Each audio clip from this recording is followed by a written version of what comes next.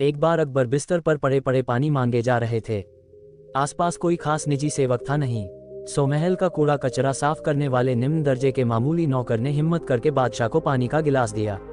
अकबर उसे अपने कमरे में देखकर चौंक गए, लेकिन प्यास इतनी लगी थी कि वे खुद को रोक नहीं पाए और पानी ले लिया। तभी वहां अकबर के खास सेवक आ पहुंचे।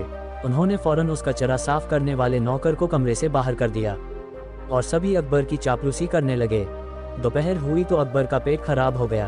हकीम को बुलाया गया, पर फिर भी अकबर की हालत में सुधार नहीं हुआ। अब राजवैद्य आए, उनके साथ राज्य ज्योतिष भी थे। उन्होंने कहा कि शायद आप पर किसी मनहूस व्यक्ति का साया पड़ा है, इसीलिए आपकी तबीयत खराब हुई है। अकबर बादशाह को तुरंत उस कचरा साफ करने वाले नौकर का ख्याल आया। उन्होंने कहा कि आज सुबह मैंने उस कचरा साफ करने वाले के हाथ से पानी पिया था, इसीलिए मेरे साथ यह सब हुआ है। उन्होंने गुस्से में उस नौकर को मौत की सजा दे दी। थोड़ी ही देर में सिपाहियों ने उस नौकर को कारागार में बंद कर दिया। बीरबल को जब इस बात का पता लगा तो वह उस नौकर के पास गए और उसे सांत्वना देते हुए कहा कि वह उसे बचा लेंगे। बीरबल तुरंत अकबर के पास गए और उनका हाल चाल लिया। तब अकबर ने बताया कि हमारे राज्य का सबसे बड़ा मनहूस मुझे बीमार कर गया। ये बात सुनकर बीरबल हंस पड़े। तब अकबर को गुस्सा आया और वह बोले कि तुम्हें मेरी यह हालत देखकर मजा आ रहा है।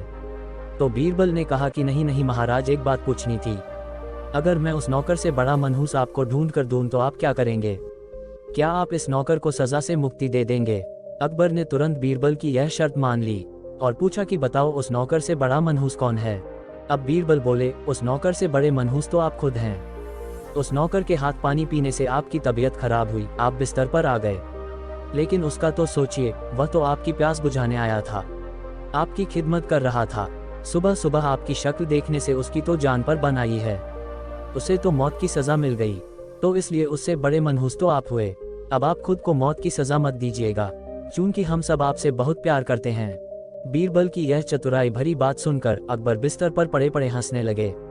उन्होंने उसी वक्त उस गरीब नौकर को छोड़ देने के आदेश दिए और उसे इनाम भी दिया, और मनहूसियत का अंधविश्वासी सुझाव देने वाले राज्य ज्योतिष को उसी वक्त घोड़े के तबेले में मुनीमगिरी के काम में लगा दिया गया। अकबर बीरबल के ऐसे ही मजेदार किस्से और कहानियां सुनने के लिए हमारे YouTube चैनल को जरूर सब्सक्राइब करें। धन्यवाद।